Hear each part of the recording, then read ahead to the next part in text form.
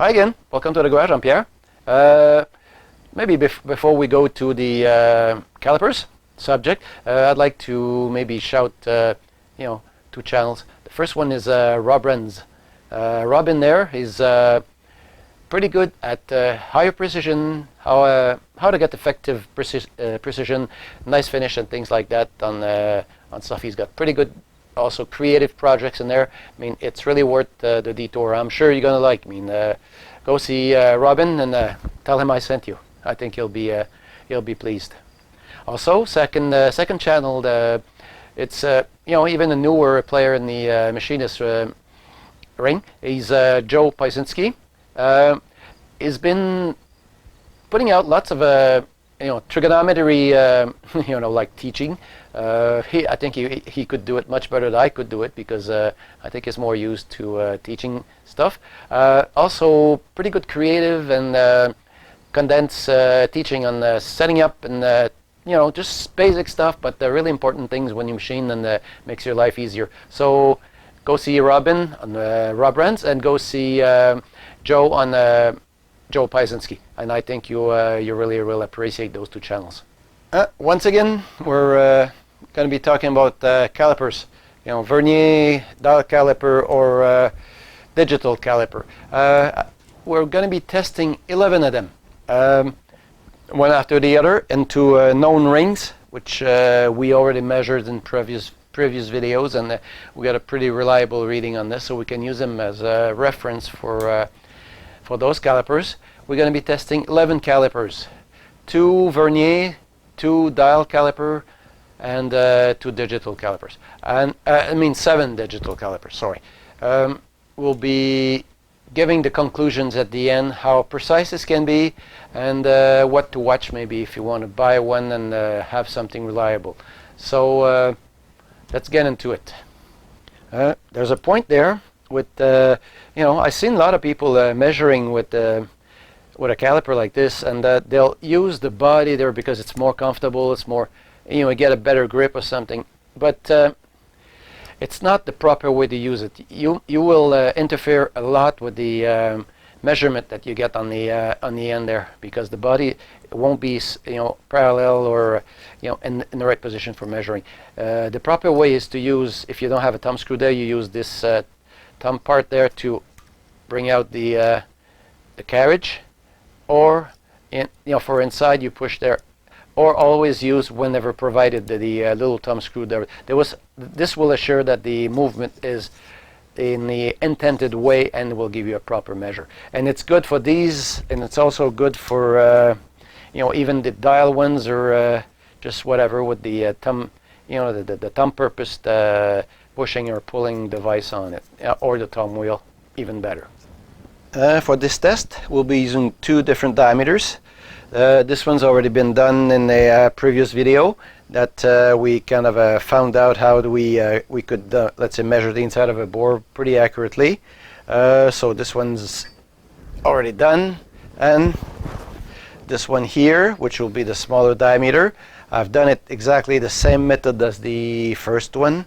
This one's pretty high there, and I'm checking with the cylindrical square that we're like it's not a taper, it's pretty it's a perpendicular there with the plane there.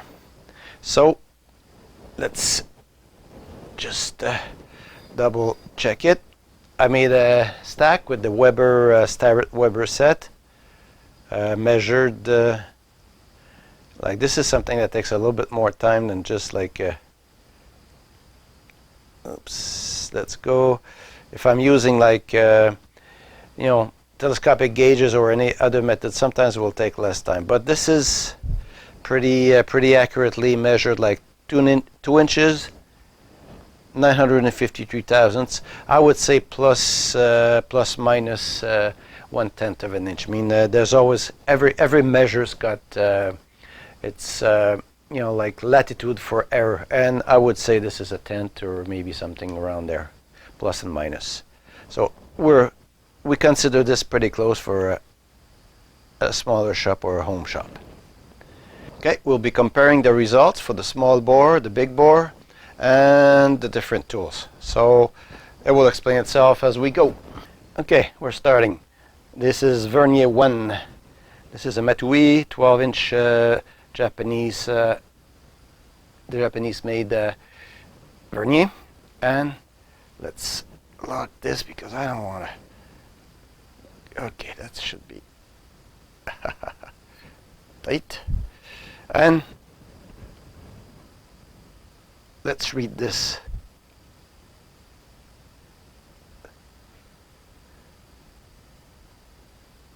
Okay, I would say this one says on the small one 951 to 951. I think that's pretty close from the two. Let's measure. We'll go with this big one now. Same procedure with the big one. Same Vernier. Okay, now let's wiggle a little bit. Let's make this tight. That's a good sign. It's coming tight. Just perfect. There you go. If you get the reading before I do, I have to get closer. Okay, this would read 923. Okay, 4 inches and 923. 923. I mean, there's no really telling the in-betweens with this. Second one, Vernier 2. This is actually the one I got like I think 40 years ago. This is my first measuring instrument that I ever got. It was like I don't know, maybe $180, $200 in that time. But it's still good. Okay. Let's lock this there. Just make a double checking. That's good. Oops. If you can read this, I would say 952. 2 inches, 952. Okay, there's a little bit of wiggling to do to make sure that this gets the maximum bore size, gets perpendicular, and let's lock this there. There you go. I don't know if you can read. Maybe you'll be faster than I am. It's 4 inches, 900 and that's I would say 23. 4.923. This is a dial caliper, and this is a metric unit. So we'll make sure we're 0. And let's go. Oops, let's go for measuring this.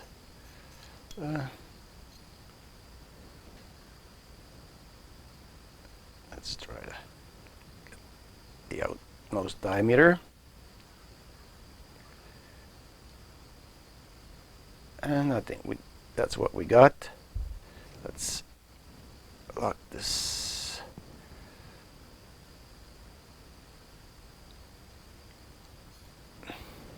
As you can see there, this is 70, that's about 75 millimeters. So I'll take the notes in millimeters and we'll translate after. Okay, let's go for the big one.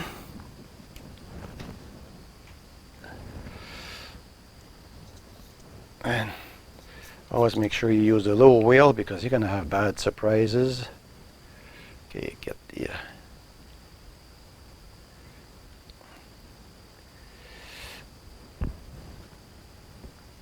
as far as it reads, a little adjustment.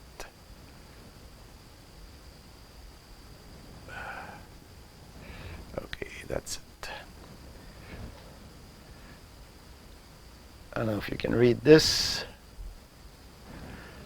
This is 125 millimeters, 0.02 So I'll write the millimeter measure and translate after. We'll be measuring now with the dial indicator number 2. This is a imperial size, 1/1000th per division. And let's see what this says. Okay, that's about as far as it will go. Let's lock this. Yeah, feeling's good. So 3 inches, 953, just a little bit under. Okay, with the same number 2, calibrated to 0, we're going to be measuring the big bore. Always try to get the right spot to hold it.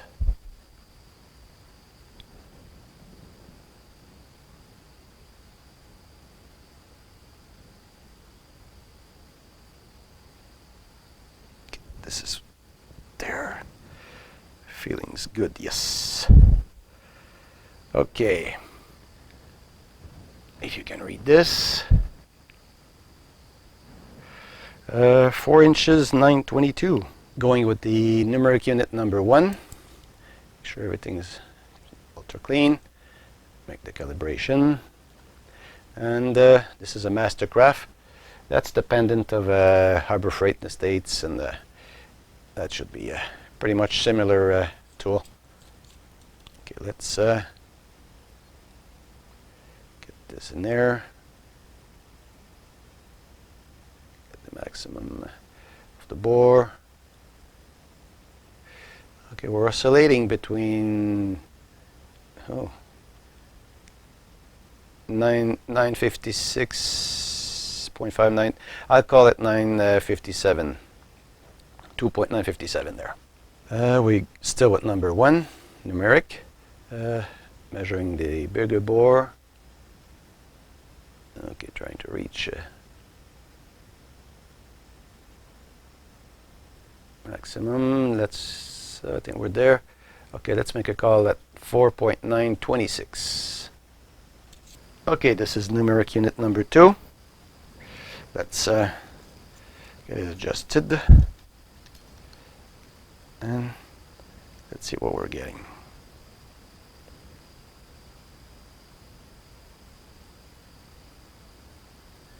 Okay, 2.954. That's what I would call. Take a note. 2.954. Okay, we're measuring the big bore with number 2, still calibrated.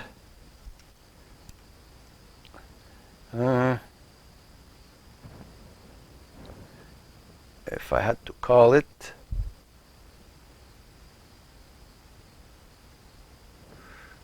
I would call it 924. Now with the numeric number 3, clean this up. This one is an old model. You turn it on and it's resetting at 0. There we go. This is the one with the carbide tips. You got to be careful with the carbide tips. You don't struggle too much with them because they can chip easier than metal. Okay, 2 inches, 954.5. 954.5. Okay, same number 3. Let's measure the big bore now. Always make sure you handle the little wheel with your thumb.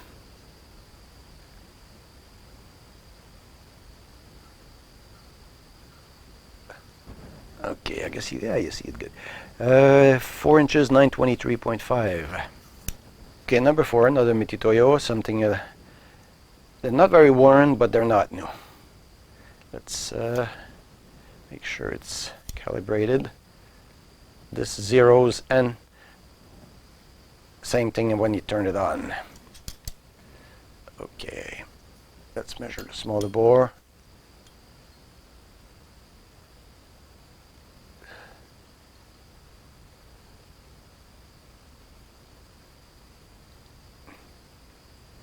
Okay, 2 inches 952. Okay, this is number 4, and we're going for the bigger bore.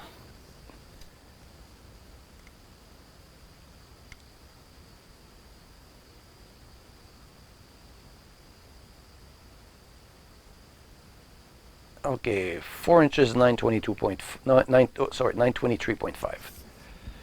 Okay, we're now numeric number 5, on and off.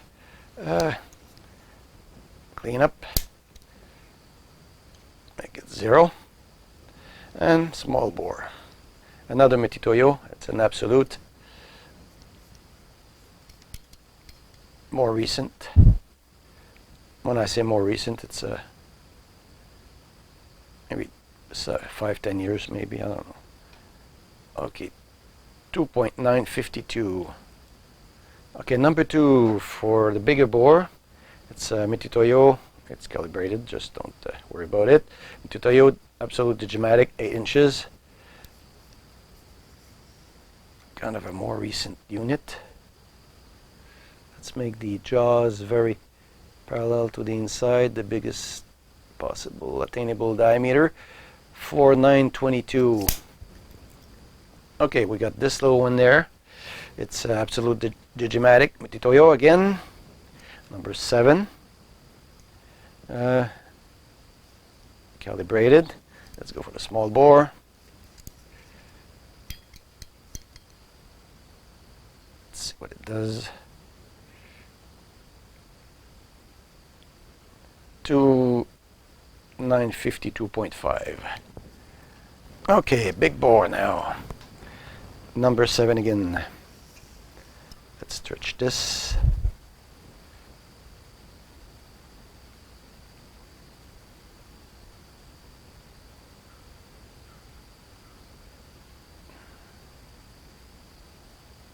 Okay, let's call this 923.5. Oh boy, there comes the day. All you got is a number 6. You know, I mean, you gotta cope with it. So you clean the jaws on your number 6. You calibrate your number 6, and you're ready for measuring. And let's take the measurement with this one too.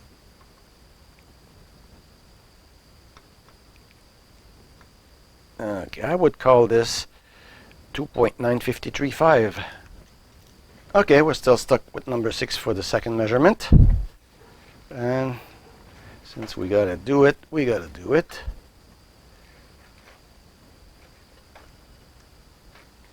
Just a second. So we would be calling this 4.923. I think, yeah, you can see it there. 4.923. You maybe want to know why this number 6 is so cumbersome. Okay, let's put this here. And how can I do this? Okay, let's pull this. And the numbers are going up. Numbers are still going up. Going up, going up, going up, going up. And that's the end of it. 42 inches. I'd like to bring your attention to whenever you purchase, you know, a caliper, any measuring instrument with these types of jaws and things like, you know, make sure these are clean. You know, they're regular. Like there's no, when they close, there's no gap, no light seeps through. And also make sure that there's, let's say that you got light there and no light there, or the contrary, or whatever. I mean, they're not parallel, which would be a big demeanor on this. Okay, these ones close good. This is, you know, this is a decent unit for, you know, outside diameters. But this is the one that performed, you know, the worst on the, as far as accuracy was concerned on the test we just made. And obviously, the inside measuring part there shows a big gap of light there. And that shouldn't be. And also, just to kind of corroborate what I'm saying, let me get that little piece of paper in there. This is a piece of paper. It's got about 3,000 to 4,000 thickness, and it gets almost vertically, like, you know, perpendicularly into this gap, which is a no-no. This unit is a poor unit to inside measurements as far as accuracy is concerned. And as a counterpart, this tool here is one that performed pretty good on the test. We see that the jaws are nicely finished by reflection. There we go. Also, it closes perfectly. No light will seep through. And you got to make this, vary into the perpendicular part. The little reflection on there is not due to light seeping through. It's let me just see. It's light reflecting from the surface there. There's a little very slight, bevel on the top there, which reflects light from the surface, not from the inside of the gap. And also, let me get very perpendicular. That's okay. I'm good. This section for the inside measurement, as opposed to the other unit, which was a bad unit, this one doesn't seep any light, or means that it registers to 0 there, at the same time as it registers to 0 there. So whenever you purchase a unit, make sure that get perpendicular and check for light gaps in this section, check for light gaps in this section, and if nothing seeps, you're close to get one of the better units. Thank you for the people that just stay there and watch the whole process. I wanted to be sure that everybody would see the process and the handling of the different calipers. Also, take a note that my own handling of the instruments might influence the measures too. Like anyone else's handling will, to a certain extent, do have some effect on the final measurement. Let's go see the charts there that I just got down, and let's take a closer look at what performed pretty good and what didn't. We're now showing the results, the final results of all that measuring. Here, this is imperial measurements. Small bore was 2 inches 953 thousandths. Big bore was 4 inches 922 thousandths and 4 tenths. I also wrote the metric equivalent of these measurements, 75, 125.028, and also like 4 thousandths of an inch is 1/10 of a millimeter, and 4 tenths of an inch is hundredths of a millimeter, and also 1/1000th of an inch is equal to 0.025 millimeter. So for metric speaking people, that maybe make it a little easier for you to follow. I used 4 colors for the results. These are thousandths of an inch, half a thousandths, thousandths of an inch, and so on. The measurement that I recorded is recorded there. When I got the green color there, these are for the right on the nose or within the half a thousand. Some of the units perform very, very well. Even there, like half thousand is pretty good too. Because the resolution of those instruments isn't much above 1,000. But when you get a result that right on the nose or just about, it's pretty. It's the result of a good instrument. Okay. If we go to the blue one now, the blue results are minus 1,000 or plus 1,000. These ones are pretty close, and they're within the reasonable expected result that these instruments will give. If you get to the yellow markings there, we're a little further apart from the expected results, but still decent results, like minus 2 thousandths, plus 1.5, plus 1.5. And the last one with the orange color is definitively a flawed unit, and we've seen before why this is. This is 4 thousandths and 3.5 thousandths above, which is unacceptable. So if you're expecting to measure something with a Vernier, caliper, or whatever, don't expect to be much better than plus minus 1,000 to be accurate. If you do like just regular shop homework, or just like, it can be acceptable. If you go for higher precision, then it is not acceptable. You need to go down to more precise measurement and more accurate and repeatable measurement. So this completes the inside measurement of the calipers. Hope you enjoyed. Just think about subscribing, and I appreciate comments, and if you liked it, just say, go thumbs up. It helps me produce better videos, and keeping you informed on the machining department.